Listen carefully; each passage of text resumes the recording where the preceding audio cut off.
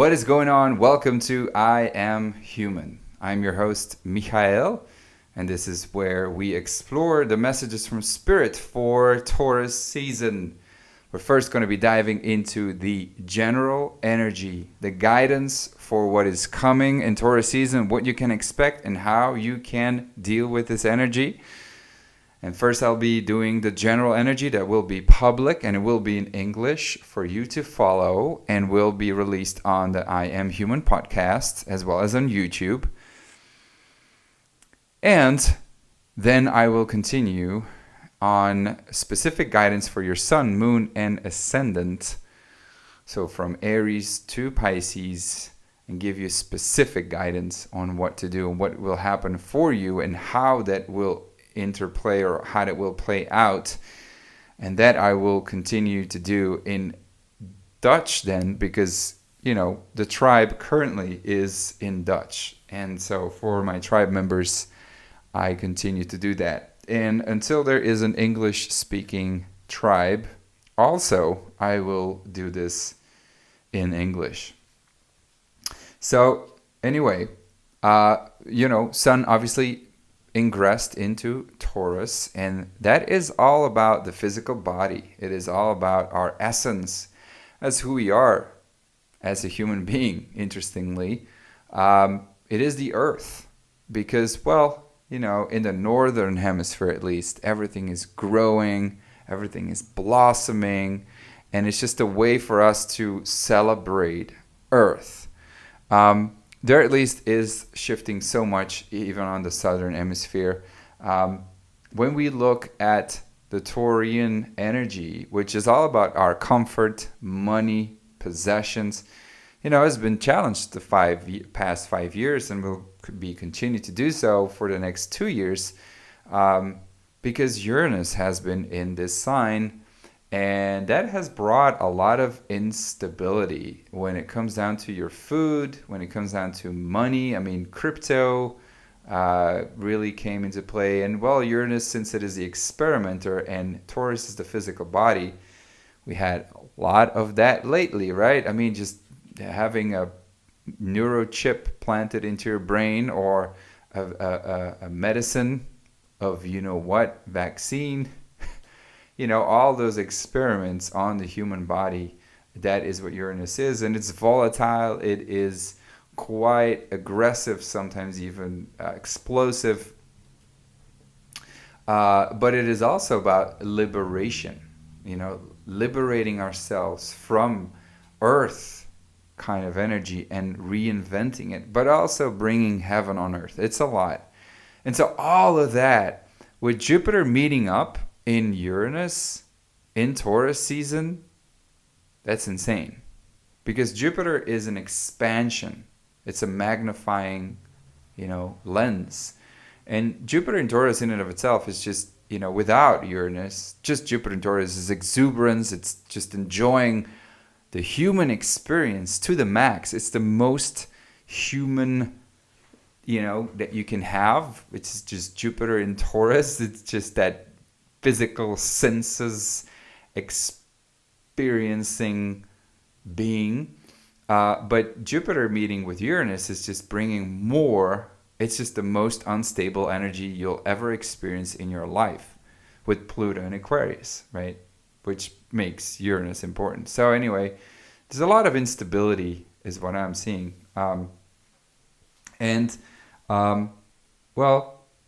Taurus is smell, right? It is our physical senses, and honestly, it is then triggering our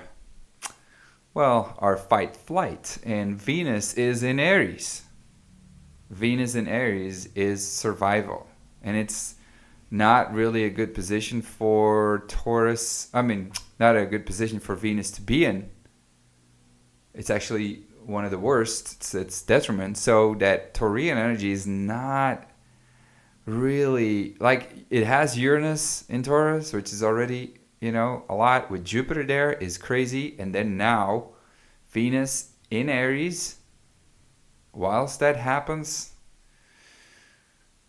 it's not comfortable. It's not, all chill and enjoying life. It is fight, flight, survival. But it is also with Uranus and Taurus liberation and Venus in Aries, my shit. So that is, it's a good time to do your own thing. It is a good time to pave your own path, but it will bring fight energy. But the good thing, I guess, is that Mars is in Pisces, in a way, because Mars in Pisces is also fighting for ideals, and it is stuck in between Neptune and Saturn, and that's really hard for Mars to be in, and it can lead to frustration. So, who knows how it will play out, but it is definitely, in one way, fighting for ideals and converting people and more experiments and, but on the other hand, and that's what these cards and for messages from spirit, I always tune in with the moon cards, the moon oracle cards, and tune in with that energy and really connect it. Is that I'm recording this on a full moon lunar eclipse in Libra. Just in and of itself, it being an eclipse is already volatile. It is crazy. But it kind of, tells us a little bit more about a kind of completion of a cycle, which will be installing itself in Taurus season. It is the completion of an idea and a success that we will all experience. It is, a kind of judgment that will be in our favor and a total support of the people around you. But the fact that, Mars is in Libra, and I've also drawn so many Piscean, Mars is in Pisces, and I've drawn so many Piscean energies. It's going to be interesting to tell you that, this is going to play out really weird. So stay tuned for that. So actually, it's a good segue to continue with the cards for this month and really interchange it with the astrology for this month. So that Libra card, it's about a success and it's about a judgment in your favor and a hope, a long hoped idea that is coming to fruition. And the sub-moon card is an earth card, the disseminating, waning earth moon card, which is another fruit card. It is really reaping the benefits, which tells us that with Taurus energy, which is earth energy, we're all experiencing a financial benefit.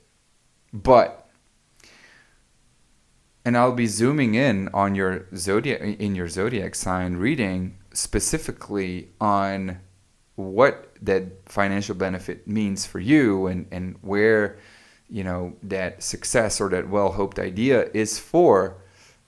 But what it also says, this card, is that you're going to have to secure your finances with that gain, with that support from people. You're going to have to act responsibly for the future, because there is a possibility that in the future that is not going to be the case, and you're going to need that, right? So then the cards go on, and the way I do this is, what has to be done next, and that is, the number 9 card. This is the moon, the moon's kind of forgot it right now, but the moon's I think I forgot. Doesn't matter what it's called. I'll tell it in the tribe what it is exactly. It's the moon's mansion. It's the fucking lunar mansions. Fuck. So these are just positions in the sky, and they have a certain degree. So for instance, number 9, the 9th lunar mansion is from 12 degrees of Cancer until the 25 degrees of Cancer. And for instance, Fountain, or the 10th lunar mansion, is from 25 degrees of Cancer until 8 degrees of Leo, and then you continue like that throughout the whole zodiac. So anyway, what to do next is 9 picture, which is This ninth lunar mansion is where Pluto and Neptune are ruling. And this is all about an imagination. This is about you having a certain kind of imaginatory quality, a compassionate quality, where you are able to help these people with your empathic imagination, with your visionary abilities, and really share your dreams and ideals.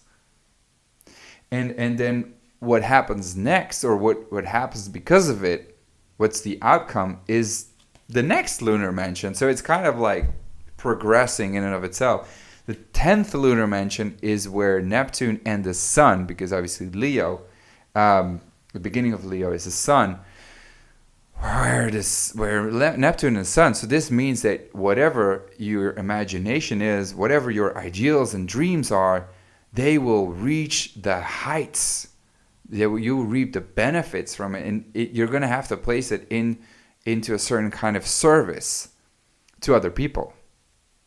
You can help people with it. And, this is also about knowing your worth, that you're gifted with your dreams and your ideals, and that with that you share it.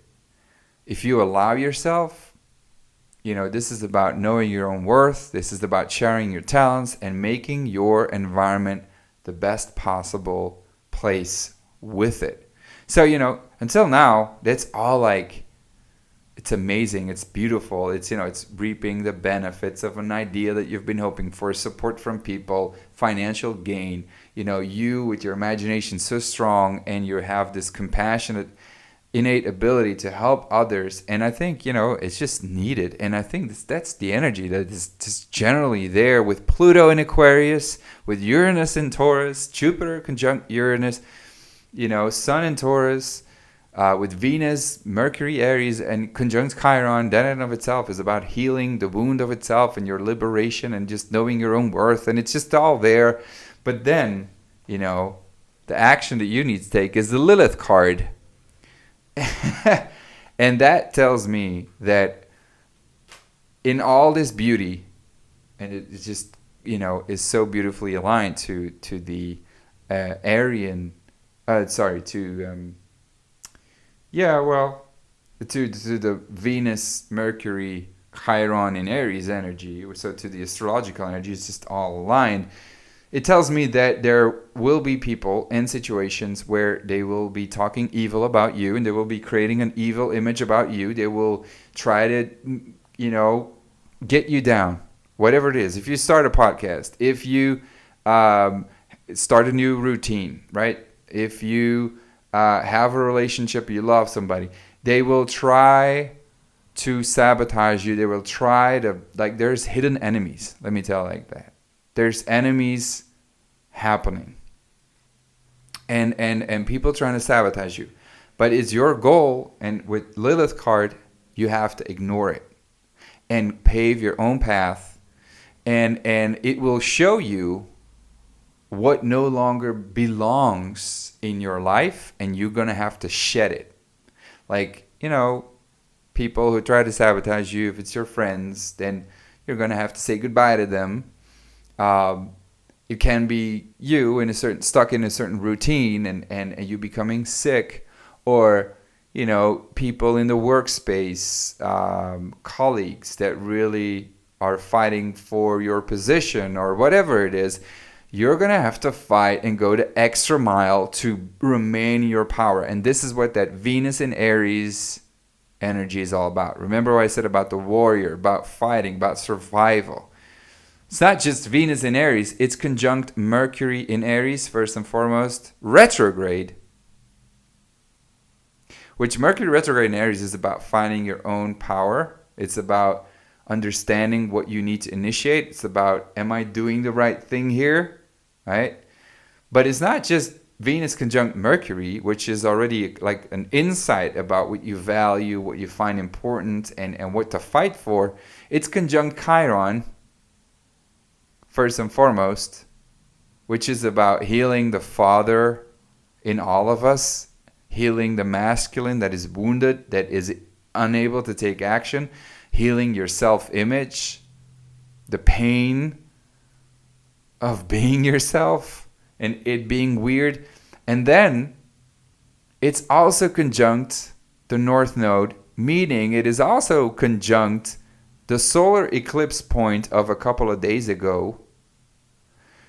You know, you can't really, like, this is all saying, know your worth, fight for what you're worth, what you believe that you're worth, do your own stuff, pave the path, be a warrior, go and do it, take action, initiate.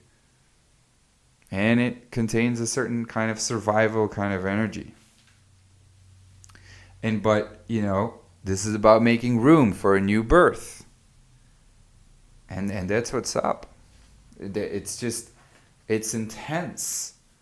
But it is, I believe, you know, so many new things will exist out of it. So many realizations. And maybe not in the beginning, like, you know, this is Taurus. This is you experiencing it in your physical body and in your money and in your food and in just like in everything that you value.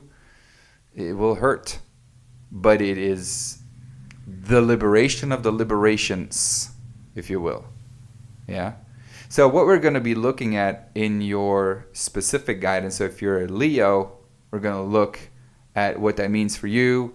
If you have your moon in Aries, for instance, we're going to look at what that means for you. If you have your ascendant in Libra, we're going to look at what that means for you. And we're going to zoom in on these four aspects. So first, about the success of the, you know, idea that you've been waiting for a long time that is now finally coming to fruition, and about the material gain and what you can do with it and where that is happening and what exactly that is.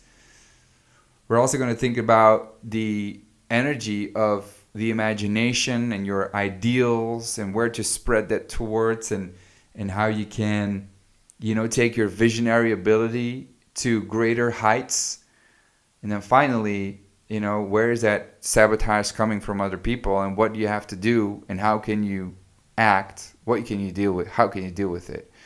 So if you want to know that, then I suggest you join the tribe, and I'll see you there. Much love. I hope you enjoyed this guidance, at least for, you know, Taurus season.